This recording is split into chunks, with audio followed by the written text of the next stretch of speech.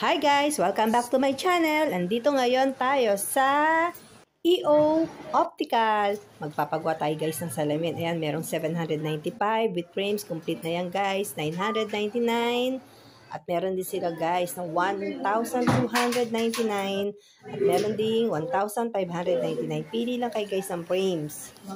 Guys, ito nga pala yung machine para makita kung anong grado ng iyong mata. At dito naman guys, ito yung clinic na nila. I-check na nila kung gaano ka labo ang iyong mata at para masukatan na kayo guys. So ayan guys yung mga equipment. Ayan, si Doktora, chine-check na niya kung gaano kalabo ang iyong mata.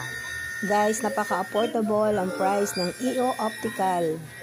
Guys, high-tech na dito ang mga gamit dito sa EO Optical sa Imus, Cavite. Ayan guys, ayan po yung kanilang machine. Ayan guys, testing natin ang ating salamin.